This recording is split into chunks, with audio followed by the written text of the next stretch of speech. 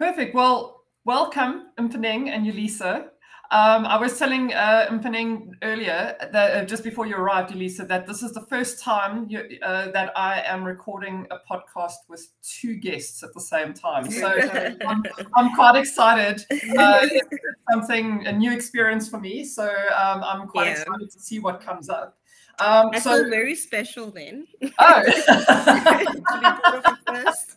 Yes, well, you have to keep pushing the boundaries and doing things for the first time. So, so let's dive straight in. Maybe just start off by telling us a little bit about yourself and give us a brief overview of what it is that you do, why you do it, how you ended up doing it, and then we'll dive into kind of some deep dive questions after that. Cool. So I'm Mponeng Seshea, a co-founder and managing director of Imizizi. I'll just mention both because now there's Imizizi Evolution as well. Yes, of course, yeah. And Imizizi Evolution. So Imizizi is a people, I'll let Yolisa actually tell. No, I'll tell what it is. Yoli will tell the backstory because she does it so well. She's like so gentle with it. So, our people management and advisory company.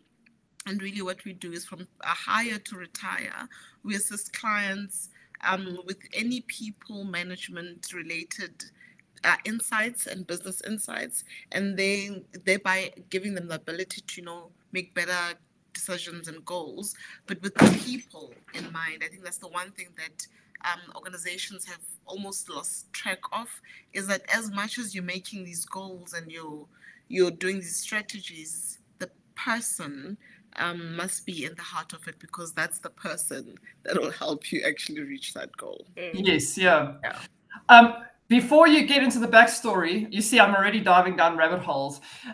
What is your feeling on the term human capital? Because I can understand where the term comes from and why, anyone involved in people management and HR call it human capital, but I always felt quite gross being being called human capital for a corporate company. So what are your feelings, and is there a better term? So in actual fact, that's why we call ourselves a people management company, because we didn't want to be called an HR, whether it's human resources or human capital. It just, again, I think that yes, you're trying to put the human thing there, but it's almost like it's a tool. It's a human tool versus a machine tool. Yes. and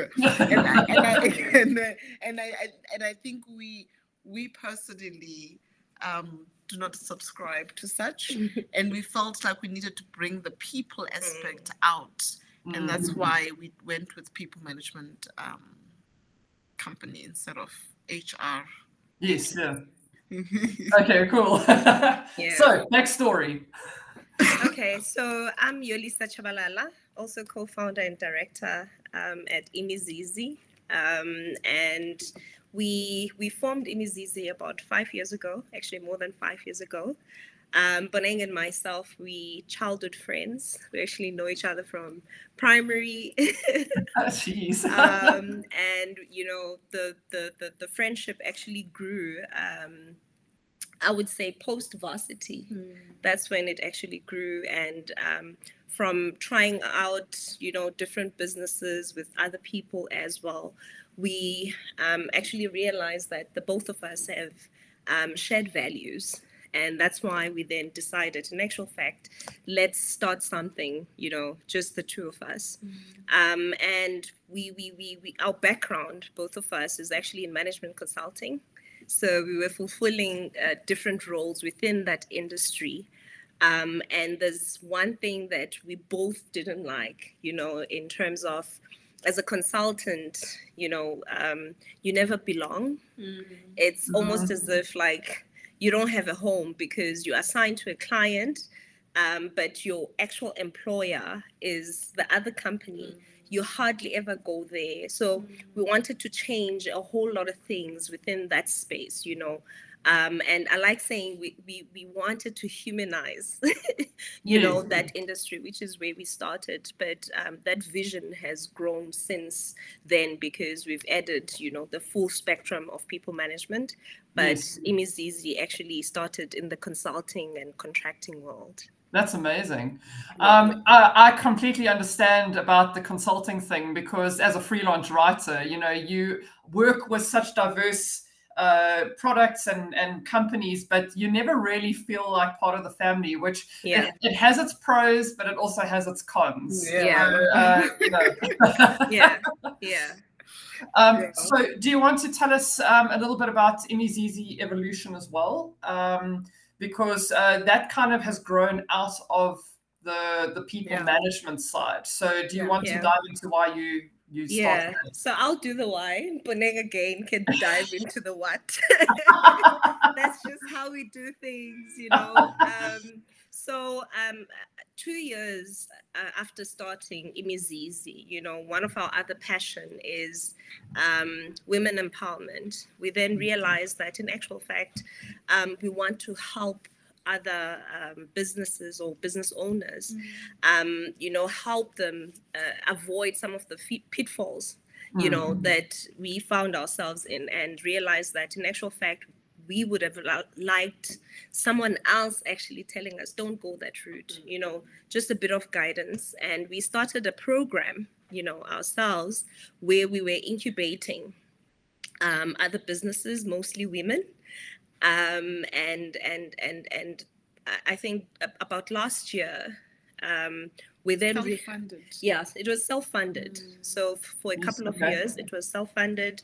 We were using our time, our resources, our network, just to make sure that we give back into those businesses. And then about last year, we then realized that in actual fact, women, there's a lot of programs that are incubating women, even though some of them are not doing it quite right, you know.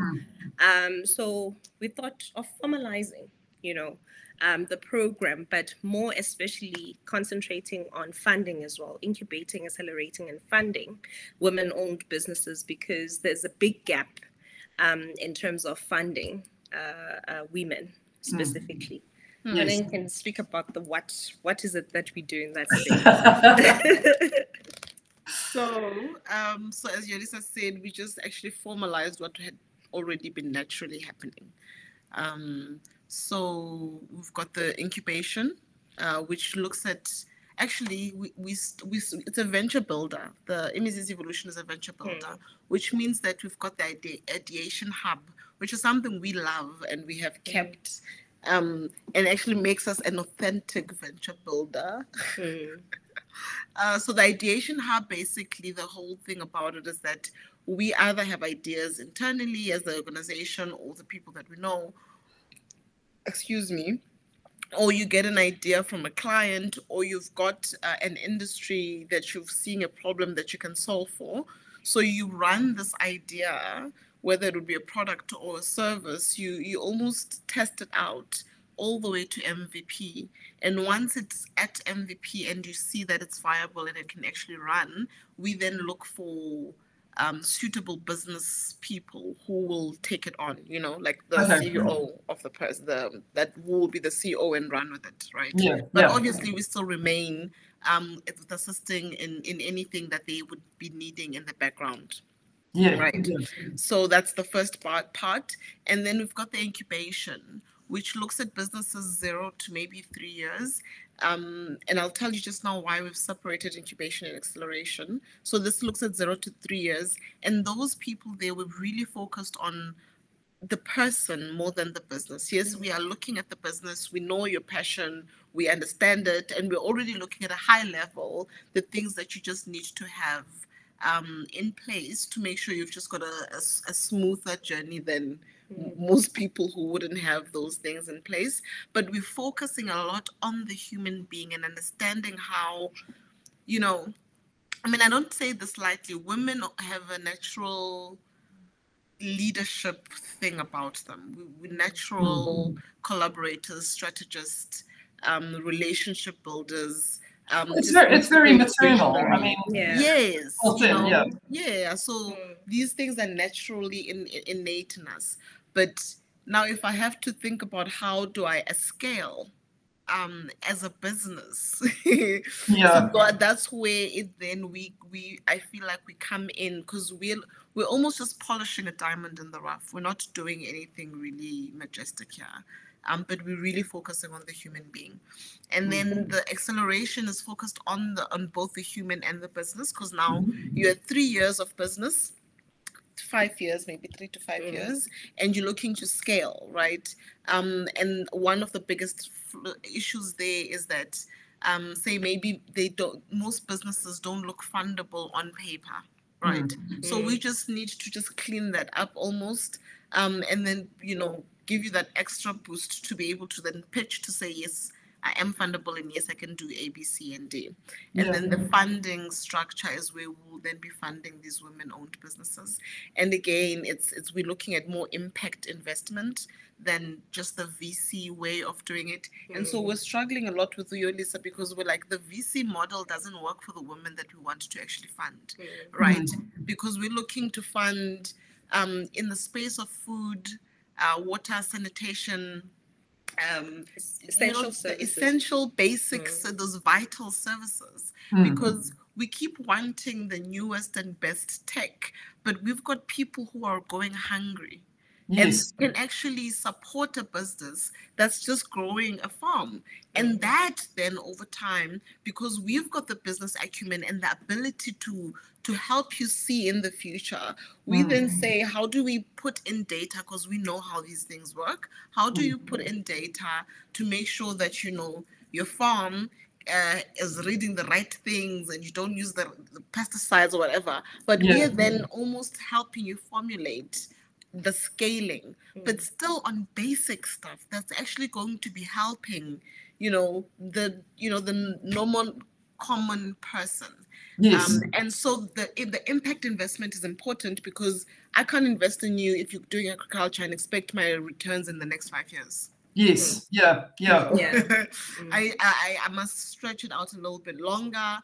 And then we're gonna be, then there's gonna be the normal investment, I suppose, because we need to make the money for the rest of the other people. Yes. And that will then be looking at your more B2B, but still women, but more services that can be easily scalable, but are still enabling, the basic and the vital services and needs. So within these ones, in the incubation, we're not funding, maybe granting grants or paying for like an invoice or something like that, because there's money management that goes into the training stuff that we do as well.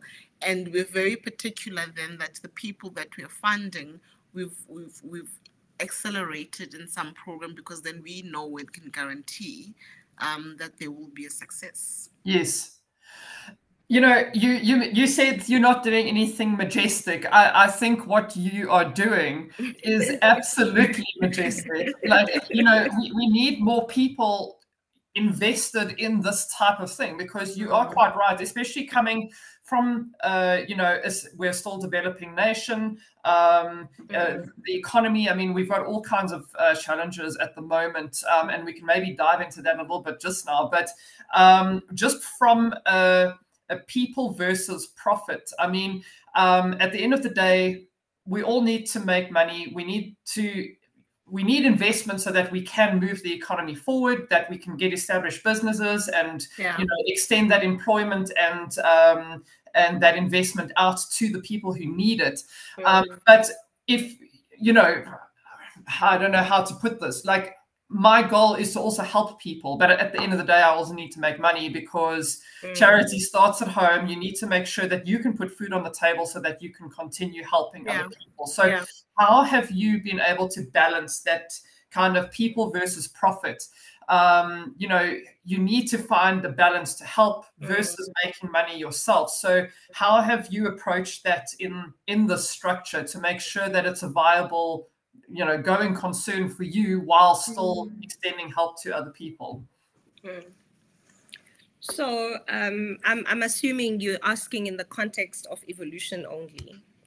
Yes. Well, I mean, I don't know if you want to divide it into evolution and I think just overall.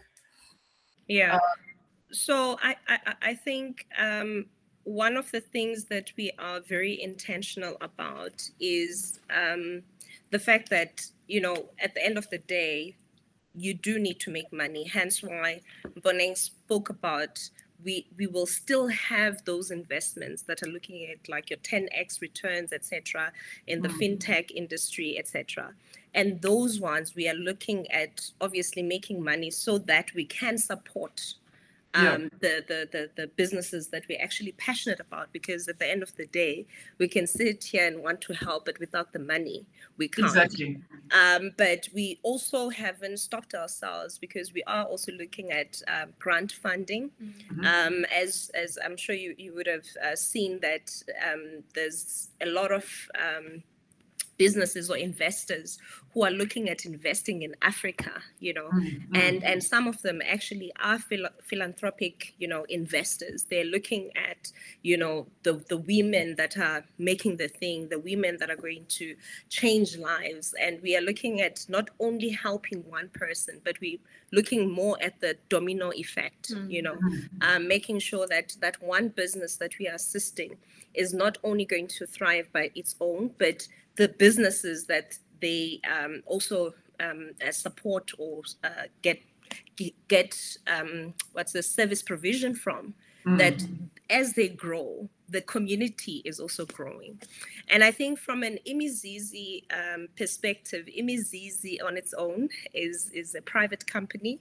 So we are a profit-making business, and we are very intentional about giving back. You know, one of the things that happened was that by year 2, we grew so quickly that we were a large corporate, you know, and with that, we had a lot of requirements, you know, from a triple BE perspective, but we also found that actually a lot of corporates make it a tick box exercise, which is why Mponeng and myself stretched ourselves to reach out to these businesses to help to give back.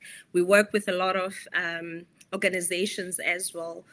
Throughout South Africa, we've got organizations that we've supported in KZN that are looking after disabled children. So you do need to find the balance, still do the thing that's going to make you the money, but you need to be also intentional that when you do get the profits coming in, that you are spreading your wings. You don't forget about the impact that you want to do, you know. I think another thing I've realized is that I might be a bit controversial here. I love a bit of controversy, so let me get the popcorn, yes. Hit me. Also one of the major differences between male business people and women business people, it's the intent to actually make a difference, leave a legacy. You know, it's not just self-gain, but looking at your environment, the community that you live within, being able to look at the future. What future do we want to get at the end of the day? And I think as women, it's very easy for us to have that sharing mentality, you know, an abundance mindset, that as you are growing up, you're not only going up on your own, but you're also bringing other people with you. I think for me, that's what actually makes a difference in terms of that whole lift as you rise. Exactly. Mentality. Exactly. So how has being women in you know, a predominantly male-dominated corporate arena, how have you dealt with those challenges? Because obviously now you're trying. You mentioned earlier that you were looking at you know, providing guidance for women. You've been through the whole kind of setting up a business and that whole procedure, and you've encountered a lot of roadblocks yourselves. So, you know, you want to try and smooth the pathway for others. What type of thing what type of challenges did you actually face? Because, you know, I don't know, we've obviously had different upbringings. I'm a middle-class white girl from the suburbs. So, you know, I've had different challenges. So could you maybe just dive into the type of challenges that you've had to face? Yeah, so I think if I just look at it as an aspect of it as a women-owned business, right? The challenges that we're facing there. One of our biggest challenges was courage, confidence. All right. And I mean, I don't think a lot of people actually speak about this enough. I don't think a lot of women who have made it speak about this enough. That it actually, it limits even the decisions that you make, because you don't think you are worthy of being able to, you know, speak up or can actually do it. You know, it's a consistent self-doubt.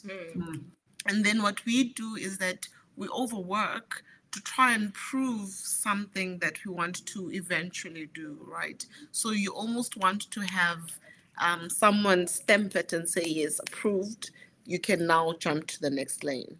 And we forget the experiences that we have had even before we started the business, that make you qualified to actually do the thing that you want to do. So I think for me, that has been one of the things that I think once we actually realized it, you called it something syndrome. It's the imposter syndrome. The imposter syndrome. Ah, there we go. Yes, I suffer from that daily. She'd call it the imposter syndrome. I would call it lack of confidence. But over time we realized it's the same thing, right? Yeah. And so for me, that's one of the biggest things that we had to we went past. I don't know how to say that. Overcame. And that helped. Having mentors, that helps a lot, because you've got someone to, you know, a soundboard, someone who actually has vested interest in your development as a human being and in the business as well, and someone who will then be able to guide you if they do see a block, a self-limiting belief, because it's a self-limiting belief. How do you then go past it, you know? Business coaches also help, you know, it gives you that confidence that you are doing the thing, because, you know, I don't know.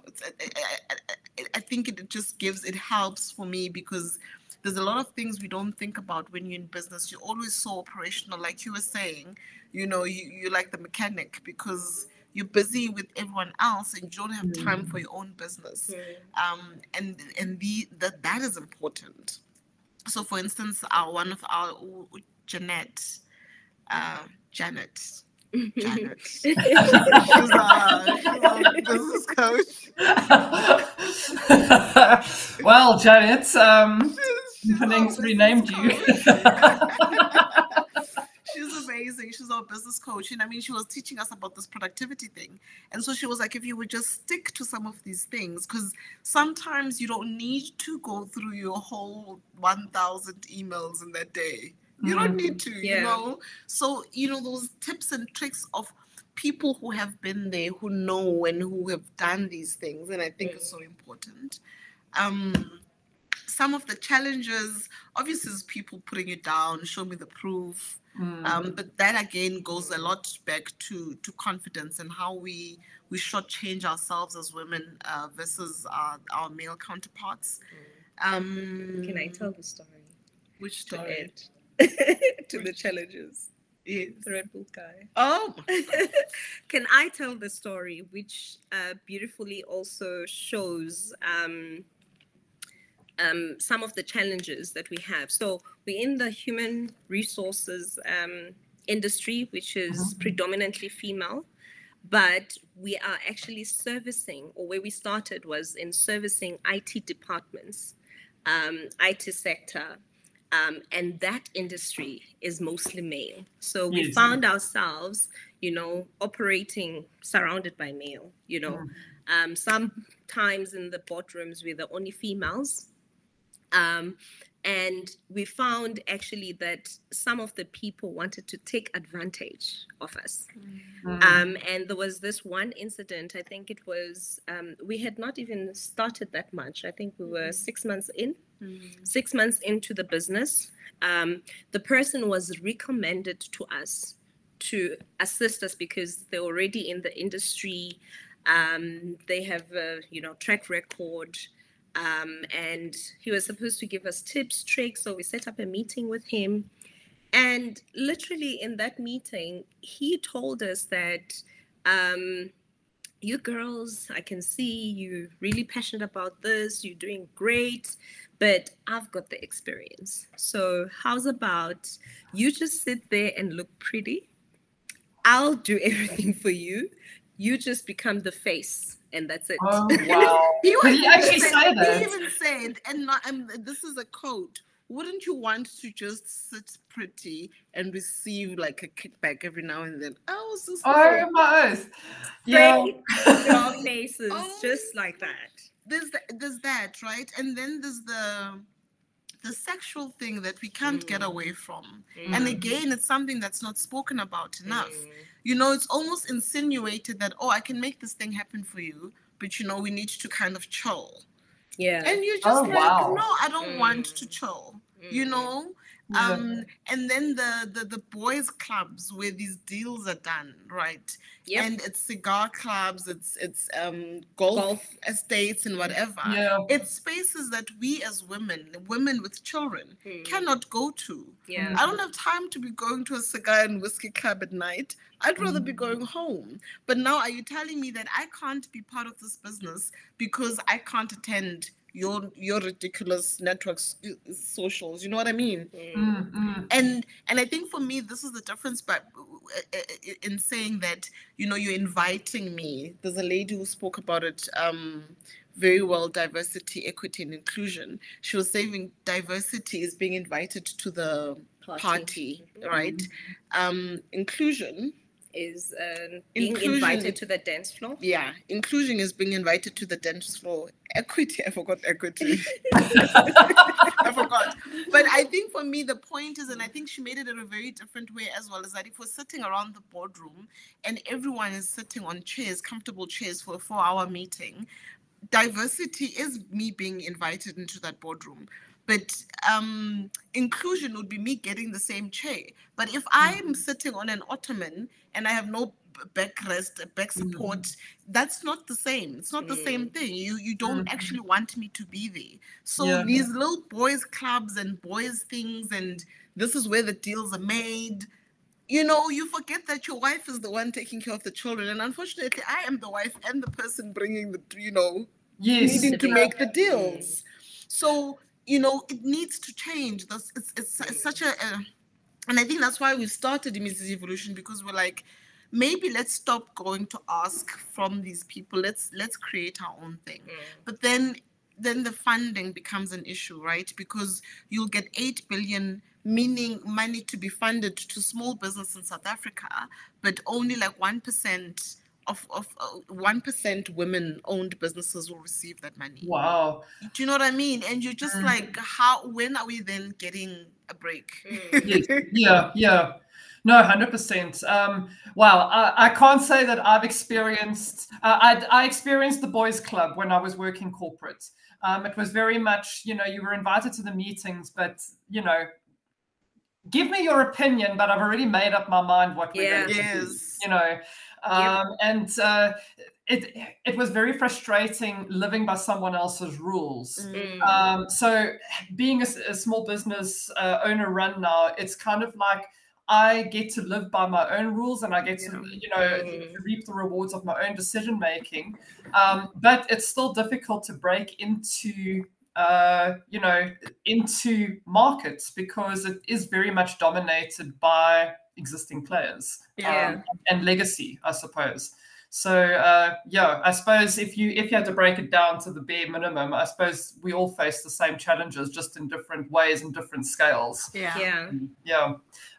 Now you mentioned the thing about productivity and that kind of thing. Now I don't know how you fit it all into one day, because like you just have to log on to LinkedIn and you both have like posted a gazillion times. You're like a judge at this award, you are getting awards, you publish in a magazine, you're running 2 companies, you've got kids. Like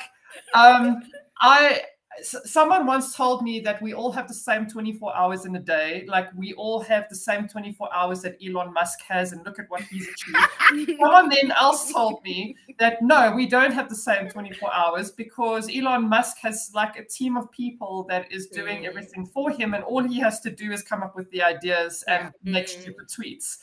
So how the hell do you fit all of this stuff in? You know, especially in light of all the challenges that you face, all the challenges that you're trying to, all the problems that you're trying to solve within the women-owned business space. How do you find time to fit everything in and find that kind of work-life balance while still remaining focused on your mission? Please tell me the secrets. So when the business is still growing, I must share that actually it's not that easy, because at the time where you're responsible for the strategy, but at the same time you're responsible for the operations, you have a family, you've got, you know, other relationships to maintain, your friends, your extended family, etc. It's not easy. But as we are growing, we're also, you know, learning a lot from other people. But what I can say on my side is it's very important that as the business is growing, that you build a strong team, a strong foundation, whereby the business can run without you being heavily there on a daily basis, like hands-on. Every fire, you are there. You know, that's quite important and very key. The other one is planning is everything. And these are some of the things that we've learned with Mponeng from our coach, you know, that productivity stuff that you spoke about, that you also have to realize that sometimes you can't get to everything. And that's why it's so important to be able to you know, check what's important, you know, prioritize what's important, what can wait, so that you attend to the things that will move the needle first. And there are things that, you know, might not be, you know, that big in terms of importance, but over time they will get to a point whereby you can't ignore them anymore. So it's a constant balance and checking of priorities. And I think from a family perspective, it's very important to be intentional about the time that you spend with them, boundaries that you set. As much as the business, I like saying it's our baby. You know, now we have two babies you know, that we're managing, and it's so easy to find yourself being, you know, too focused on the business and everything else doesn't exist. So you need that constant reminder and intention of setting the boundaries, whereby if there's a deal that you're working on, it's a phase, you know, and when that phase finishes, you know, and have those constant conversations with your family, with your kids, with your husband, you know, to say, this is what I'm working on. It's going to take this long. I might be coming home late, you know, like, you know, for a certain period of time, and then make up for it. You know, that's another thing that we don't realize, that when you're absent, we are all humans. There will be, your kids will notice that mommy hasn't been home. Your husband will notice. So you have to, you know, plan ahead to spend more time with them and just maintain the balance. And I found for me especially is accepting, I think, and this is a product of growth and introspection, which I think is important that everybody does. But I found that I'm not different people. I am all of them in one, if that makes sense. And I think accepting that reality has made it easier to then almost see how I can, where it's needed, how each flows into another. Like Yolisa was saying, for instance, with the kids, if it's like a very hectic weekend, like working week, for instance, one of the things will be like, okay, we're going to drive to mama's office, but then we're going to use the screen to watch TV and do like a we're in the movies type vibes, you know? Then it's okay, because even if I'm spending that hour working, I'm then intentional in sitting and being very involved in how I'm spending the time with them. And even I feel like communication is something we do not put enough emphasis on as well. Yeah. Being able to actually, you know, have that, this is what's happening in my life, this is what I need from you as a means of support, and you know, whatever then happens later. We've learned to do it so well. My kids negotiate everything, even punishment. I'm like, no, punishment is not under negotiation. Well, you've got some budding business people in the family if they're already negotiating. My son was like, I'd said no TV and no laptop and no digital stuff at all because he hadn't been listening for 6 months. Oh, wow. So he comes to me, he's like, I feel like I'm not going to be able to live. I'm like, you're being dramatic, you're going to be just fine. So he comes to me after he had gone through his dramatic moment. He's like, Mama, if we make it 3 months and I wash your car and massage your feet, you know?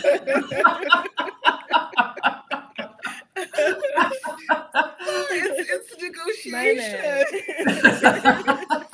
That's hilarious. We start to talk and start conversing, and he starts understanding why he's being punished. Instead of feeling like something has happened to him, he understands that the process sequence of events. I always say to them, you know, every cause has a consequence. So if you're going to do something, do knowing that you're going to have a consequence. Like he wanted to jump off and be Spider-Man. I was like, you might fall and break something, which he did. Well, yeah, we come back to that. Learn from the lessons of others, not your own. It's a natural consequence of the thing that will happen afterwards, you know, and understanding that you then need to take accountability and then bring that back in and learn. Is something that we need to do as humans as well, and we do it well. I think with Yolisa is reflecting. It's such an important thing, like we were talking about before, to instill that kind of thing in your kids, because once they leave home, you know, they need to take accountability. And I've always been kind of, I hate finance, but I've always tried to be on top of my finances because from the very young age, we had to do chores around the house. So you got paid to do chores. You didn't just get hand out pocket money. You had to do chores. You had to study hard and get good marks. And so there was this, my dad had a very complicated spreadsheet with, you know, for each chore, this amount. And then you had to use, so basically you got credits. And at the end of the month, you could exchange those credits for TV time or money or, you know, whatever. There was a selection of things. On that spreadsheet, I think a lot of parents would be so grateful to you. You know, I'm sure that my dad still has it somewhere. My dad has got spreadsheets for literally everything. Like his entire life is one giant spreadsheet. But, you know, it's just that kind of thing, you know, not handing out things to your kids. Like I know how to manage money, and I know that if I splurge and I buy something in the luxury, you know, I might not have money to put food on the table. So it's very much that, and that's from my childhood. You know, you don't learn that at school, and you don't learn that once you get into adulthood. You start from a very young age. So, exactly. Yeah. we've gone a little off track. So, allowed.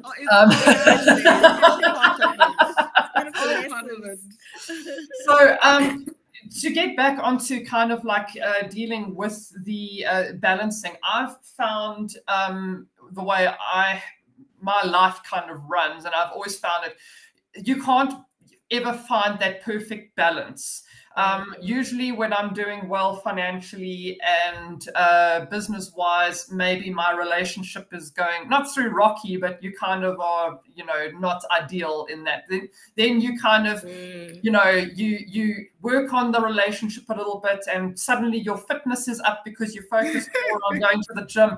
But then like your business starts like lagging a little bit, and it's very difficult to find that balance. So you're always kind of in this constant motion of setback and addressing the challenge and finding something new to, you know, there's always something new. Have you got any tips on how to kind of roll with the punches and, you know, bounce back after a really challenging period? How do you find balance and how do you deal with these challenges? And not just, you know, we can speak about life stuff or business stuff, but generally because business people and we're humans, these things kind of merge into one another. So tell me all your secrets. So yeah, the bouncing back. So for me, I remember I was telling you earlier that I'm very much into this, you know, spiritual universal stuff. And I found that it's so important to honor who you are as a human being, in every aspect of your life, right? And I think for me personally, that's the one thing in hindsight, again, I had to learn that every version of myself at that point was the version that was needed, instead of looking back at that version and you know, shooting them down for whatever mistake I think they made or decision that was wrong. That has helped so much, because even as I move on now, it's not looking back years or months later, to your point. I've done it so frequently that weekly, daily, you know, at the end of the day, I look back and I'm like, woof, okay, I would have done that one differently. I would have said this thing differently.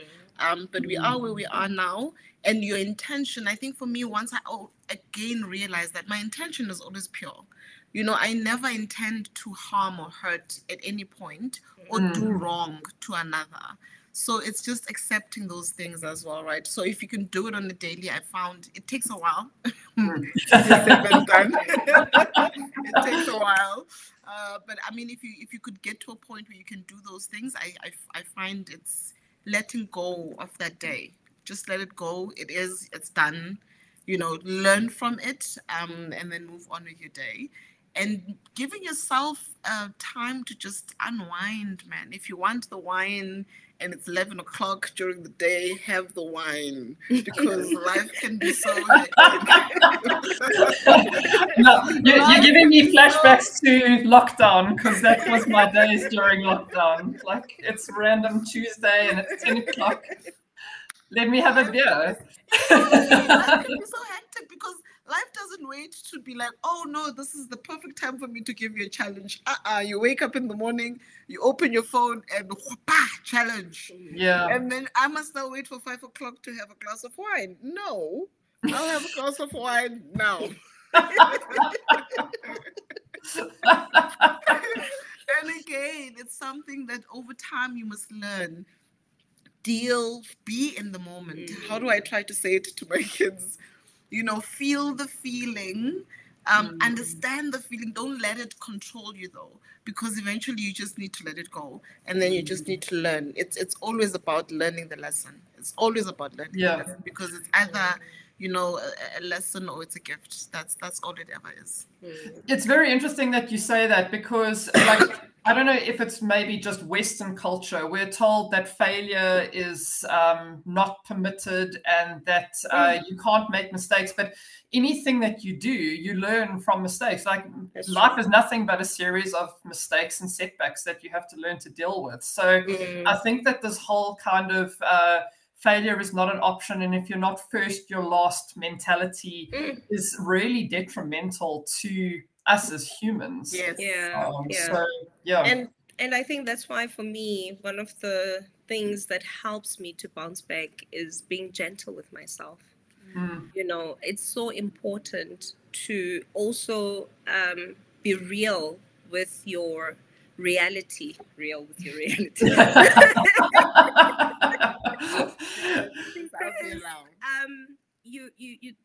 wearing many hats, you know, and that obviously will come with its own challenges, with its own consequences, you know. So you need to be gentle with yourself, that sometimes you can't be number one in everything. Sometimes you can't be like 5 star, what is it, the accolades in school, the star that you get. You won't get a star for every subject sometimes. So accepting that as your reality, I think for me is the first step. And that comes with a lot of reflecting. I think it's similar to what Mponeng was saying, that on a daily basis, I think sometimes we get into the rush of things. We're always rushing. We're always on to the next deal. We're worried about this. We're worried about cash flow. There's a lot going on, you know, and you can even miss, like, for instance, for me, my health took a knock. My health took a knock. And it was difficult for me to get back up, but I had to accept that I got to this point because of A, B, C, and D, right? But now that I'm here, what is it that I need to do to recover or get back, you know, on track in this one aspect? And also not looking at things as though everything now, the whole world is crashing. It's only one aspect. You're doing great in other things, and that's so important, you know. To put things in the pockets where they belong, you know, and not make it a you thing. And it's so important to find the things that ground you as a person. And those are different for everybody, right? And you need to constantly go back to those moments. Other people will say, for me, my family grounds me. If I'm going through whatever, I shut out everything, go away with my family, and I come back refreshed. And that works, right, for that person. For other people, meditation, there's a whole lot of things that people can do, but find what works for you. What is that happy place, that thing that centers you, where you find peace, times of refreshment, and also schedule it, make it priority. Make it priority in your life. And I think for me, those are the things that have helped me to bounce back a couple of times, because it's a graph, man, you know, one of those that a constant roller coaster. And you have to pick yourself up, because other people in actual fact don't bounce back. And that's where that quotient, adversity quotient, we just learned that a couple of months ago, the AQ, you know, it's so important to be aware of it, that when you're having those down moments in one aspect of your life, how do you get back up, you know, and make sure that you continue and not stay in that trump, you know, and find yourself being negative and just going down. I think it's got a lot to do with, you know, mental strength. And I think that we all, not just women, I think all of us sell ourselves short at how mentally tough we are actually. Because, you know, I think of some of the family members that I have, they've been through quite a lot. And, you know, when they tell their stories, people are like, you know, I don't know if I would have been able to cope with that. And like my mom has been through quite a lot. She lost both her parents quite, you know, suddenly, and it was through dementia, and it was a horrible kind of 2 to 3 year period. And then you've got the estates to wind up, and you know, visibly you can see how that aged my mom. But people are like, oh, I don't know if I could have coped. And my mom's like, well, what was the alternative? You know, what else could I do? You have to cope. And luckily, we've got, well, most people, I think, have got a decent support system. And if you don't, I mean, that's one of the critical things for me, is to make sure that there is that support system, that you've got X person to go when you're struggling with something, you can speak to that person. And when you're struggling with another problem, you can go to the other person, just to kind of bounce it off and gain some perspective. Because, you know, what is the alternative? What is the alternative? I think that, like I say, like mental toughness, I think people are generally a lot tougher than they give themselves credit for. Yeah, true. Yeah. And I think mental toughness is something that, again, we don't speak about a lot. We speak about mental issues. And I think people then shy away from that because automatically it's crazy. And so people don't want to be associated with crazy. But it's just sometimes it could be mental exhaustion. Yes. You know, and just that ability to regenerate yourself every now and then is also so important. Yeah. And I find, like, you know, these little affirmations every now and then can be so helpful. Or just breaks, just breathe. I think that, like you've brought it up now, this kind of mental wellness type of thing. And, you know, I suffer from depression and I'm on medication and I've got all kinds of things that help me cope with it. And it's such a, like you say, I've started becoming more comfortable telling people that I do suffer from depression because there's a stigma that we need to break, and we're not going to break it unless people speak about it. But, you know, there's always that risk that now someone looks at me and like, oh, she is crazy, you know, and I'm not. It's like, oh, well, I am a little bit, but not in the way that you think. But, you know, there's that stigma. And I think that especially in a country like South Africa, there's still very much a massive stigma about mental wellness and mental toughness. And like if me as someone with depression who can bounce back and got retrenched and managed to start a business in lockdown, and you know, if I can do it, then anyone can do it. So it really is just it is a state of mind, and you need to find that within yourself. And I think with us being a people management company, mental wellness is so important, you know, regardless of the size of the organization. And I think that's something that we don't speak about. You know, it's only these big corporates that have those programs and all of that. But one of the advice that we give even to smaller organizations as well is you need to be intentional. There's so much that you can do out there. There's so much that's free even, you know, that even if you have one staff member, two, or you're the only person, tap into those. I mean, even the information is free on Google, you know. Yes. But we need to break down the stigma.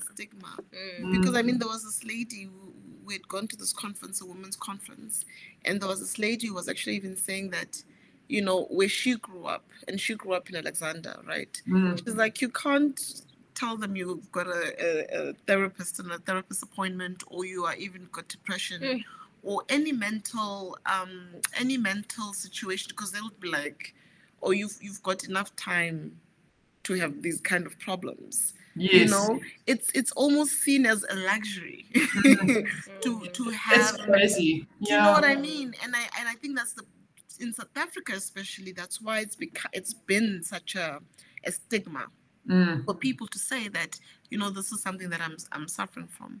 And I think it's the more we talk about it, the more people will actually say, you know, I have it, this is how I'm dealing with it, and you know, you're fine. You're I don't want to say normal. I don't think I'm a normal human being.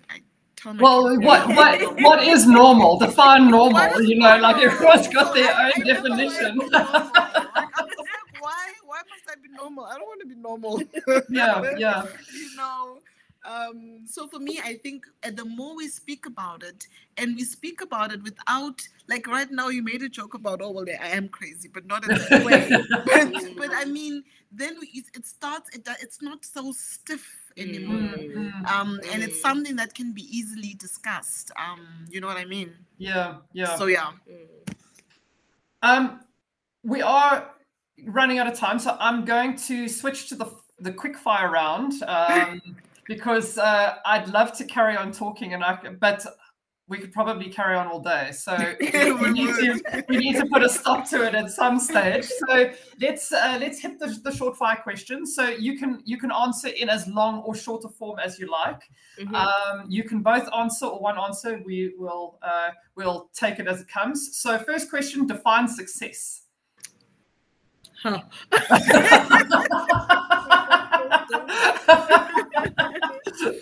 No pressure. For me, success, this might seem like I'm watering it down, but it's contentment. And that's defined differently from person to person. Because success for me might be, you know, the business is thriving, but my family, you know, is at peace. Everyone is happy and healthy. and I'm content with that. It doesn't have to go beyond, you know. Yeah. And for someone else, success is, you know, money, profits, wealth. And for me, once I'm a billionaire, you know, that's success for me. Yeah. And that person will be content. And we must get to a point of stopping to judge people, you know, about their definition of success. That's so important and so key. So for me, it's whatever makes you happy and content, that I've reached a stage where I can say I'm successful. For me personally, just to wrap up the answer, success is me being healthy, my family being at peace, and I have built a legacy that is not only going to help the next generation, but even 10 generations to come. That's amazing. That's amazing. Yeah, I feel like I don't need to add anything onto that because it was so beautifully, so beautiful. I find you ladies so inspiring, and I feel quite intimidated by you. Like, so, yeah, anyway, I'm going to go like fangirl. So let's move on to the next question. Is there a specific routine or thing that you believe contributes to your success as businesswomen? So like whether it's like a 5-minute morning meditation in the morning, or like, you know, whatever it is there something that you do on a regular basis that you feel contributes? Yes. I think I mentioned it, some of them during the conversation, but I think that self-reflection is such an important thing, because the more self-aware you are, the better you can be for yourself tomorrow, right? I think for me, once I understood that the anxieties and the negative emotions I sometimes feel have a lot more to do with what I expected from myself than the next person, the better that then became. You know, Cardi B will be like, I'm competing with myself. I got no competition. So I've learned it's such an important thing, though, because if today I actually do the self-reflection, the following day I deal with the person, the situation in a different way, in a different manner, because I've also incorporated the next person, the situation, and all of the other things. Speaking, I think having a partner has been phenomenal. I think it's honestly, I listen to a lot of people who've started businesses by themselves, and I can't imagine through the challenges we've been through if I had to actually sit by myself in all of those things, you know. I think having a person who understands exactly what you're going through, and actually there is no other influence, and I think that's a relationship we had to hone and build ourselves. It wasn't magic, but being able to be, not have external influences come in between our relationship. We therefore deal with things differently. Yes, in between the two of us, we will discuss very passionately.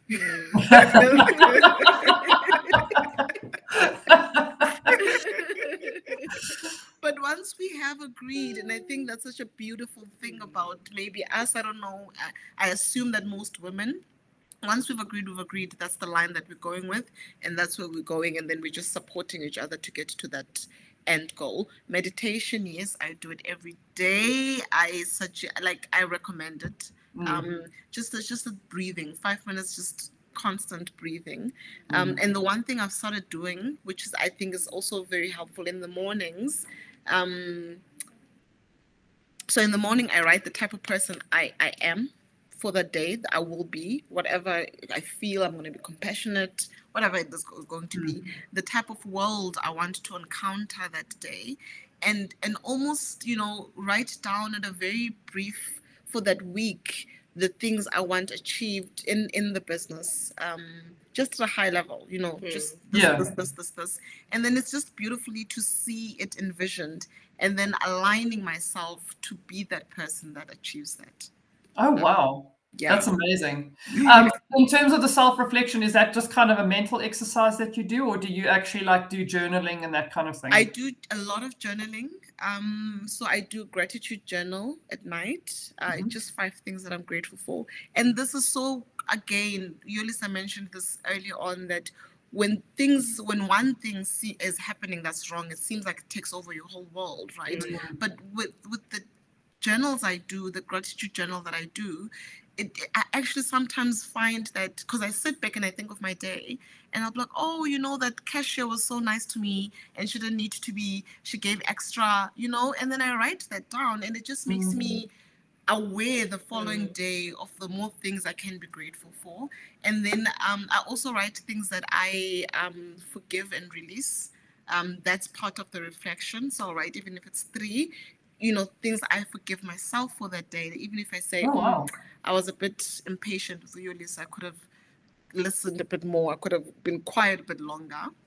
I will write that down as something that I forgive myself for, and then I release it. Those have been helping a lot. Oh, wow. Yeah. Okay, that's amazing. What do you do when you're not working on your business? Which is, like, as we discussed, possibly never, but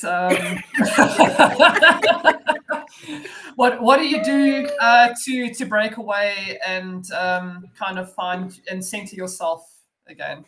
I love to travel.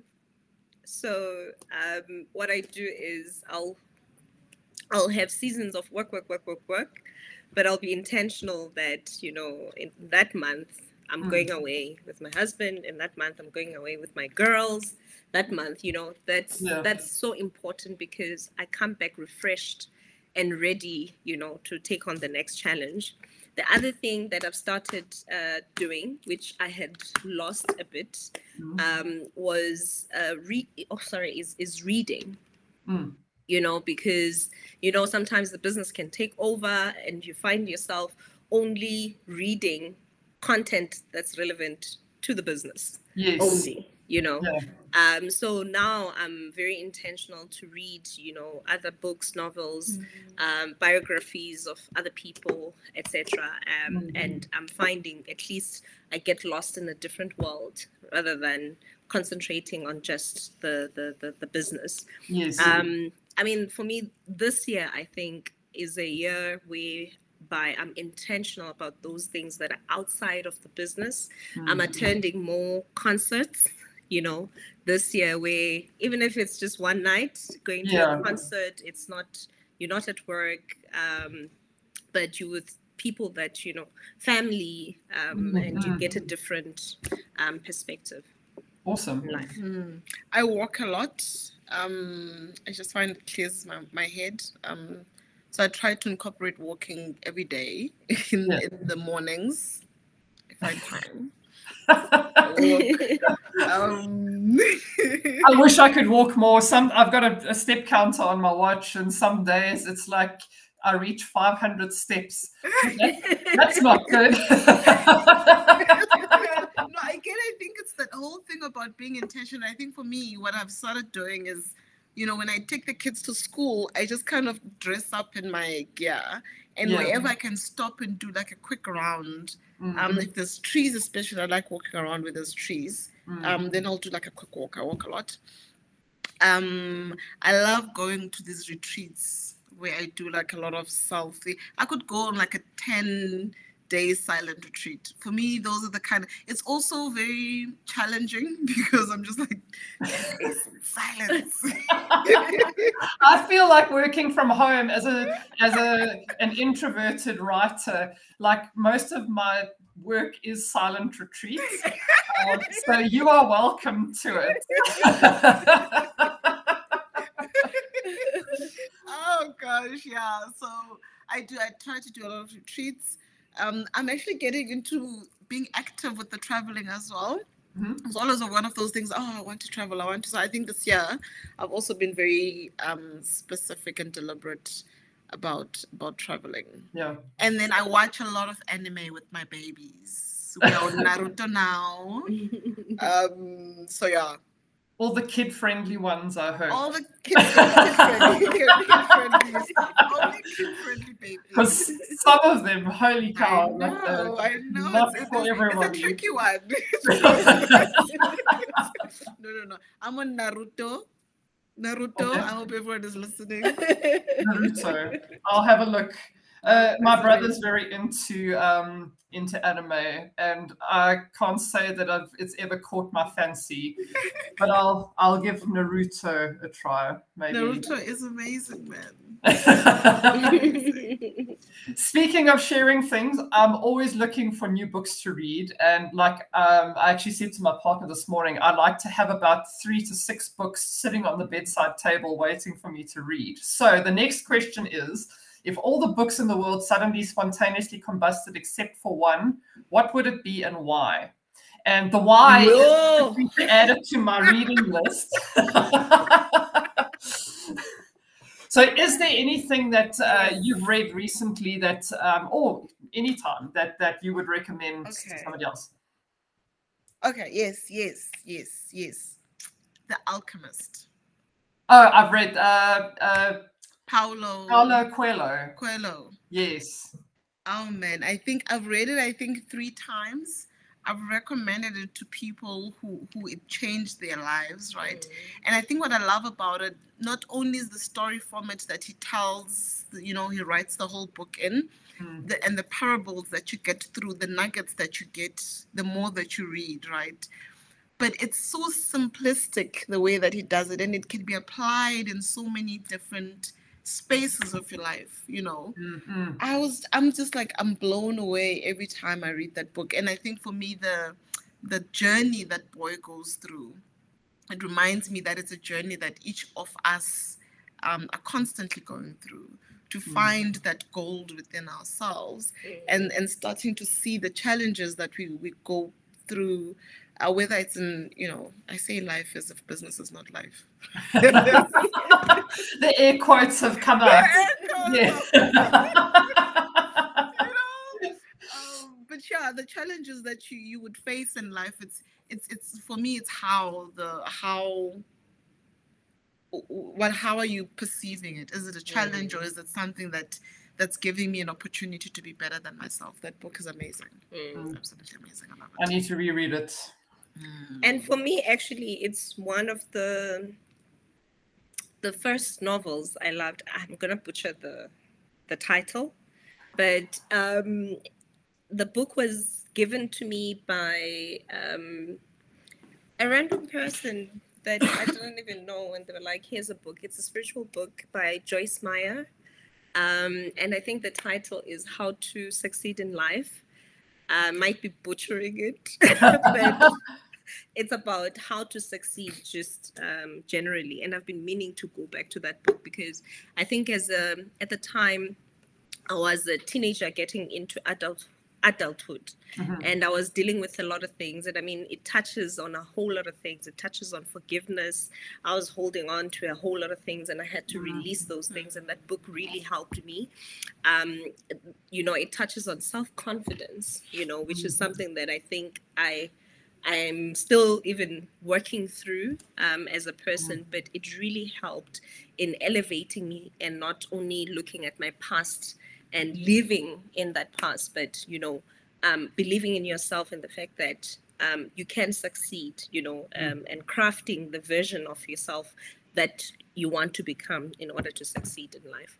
So that book most definitely is just, it's bad that I don't remember it. It's in a green cover. Succeed.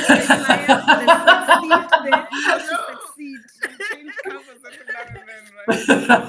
I know. I hope. I want to tell you, since you've read The Alchemist, have you read Women Who Run with Wolves?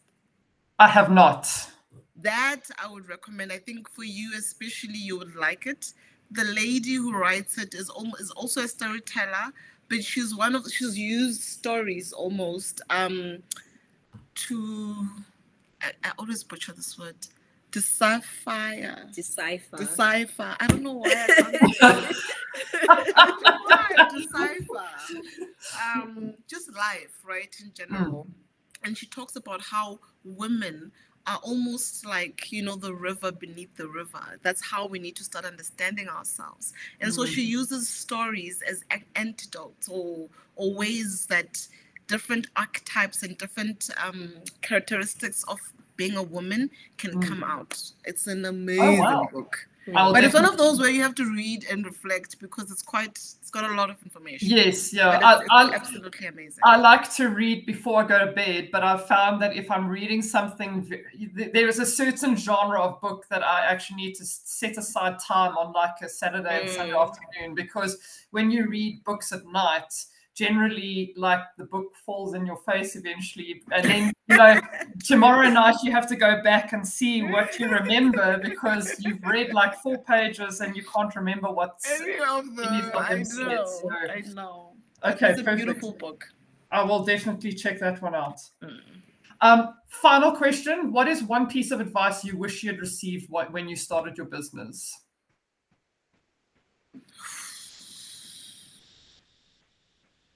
Just one. Well, yeah. I've got one. Otherwise, we're going to have to record a whole other podcast. I think for me, one of the things I'm learning is that every challenge, air quotes, every challenge or every situation, actually, let me put it like that. Every situation I get into, I have been prepared for. Whether I realize it or not, whether it's the experience I was telling you about. So whether I'm trying to get into an opportunity or there is a challenge, whatever situation I want to get into or leap into or I find myself in, I am well equipped to get myself out of it and through it. Yeah. Awesome. I think for me, and it's as simple as it may sound, is you're not alone. I think a lot of people think it's my baby. I'm in this alone. And everything that comes or that you're going through has to all come from you. But it doesn't have to. There's people out there, you know, whether you need a life coach or whether it's someone who's walked the path before, you know, always do your research, whatever challenge or hurdle that you face, you know, think about, I'm sure without a doubt that someone else has gone through it. Nothing is new under the sun. You know, someone else has gone through it. Find out and get that information. If you can get to the person, ask for advice. And it just makes things a lot easier, you know, to at least get guidance and advice. Yeah, amazing. I know that we've already run over for an hour, so I'm going to wind up. Where can people get hold of you? Like, you're obviously on LinkedIn. Where else are you? Your website? I know you've got YouTube channel. There's a podcast. There's all kinds of things. So where can people? I will be putting all the links in the show notes for people to find you. So maybe just run through where they can start looking. Yeah, so Instagram will be there. TikTok, we've just registered. LinkedIn, I know. LinkedIn, Facebook, I think we're there by default there as well. And then the websites, like you said, imizizi.co.za and imizizi.co.za. And then Issue has our magazine, the publication, 1956. And then the podcast is currently still just on YouTube, but we're looking to put it onto Spotify and that podcast app. Yeah. Okay. And we are on YouTube for Imizizi Conversations. So you can search for Imizizi SA for that. And just to mention that Imizizi Evolution website is under construction at the moment. Oh, yes. But yeah, you can find us on the Imizizi website that Mponeng shared. Or email info@imizizi.co.za. Perfect. And I'll have all the necessary spellings and everything, like I say, in the show notes. It'll be in the blog on my website as well. So, yeah. Thank you, ladies, so much. This has been a lot of fun. Like I was saying to Mponeng, I haven't done one of these for a while, and I forgot how much fun it is to actually people. I have broken out of my silent retreats and spoken to somebody for the first time for a long time. So thank you very much, and all the best. like I say, I'm so inspired by what you're doing, and I really wish you the best of success with everything going forward. Thank you. Thank you so much. And thank you for inviting us. It's been an absolute pleasure. Yeah. Thanks.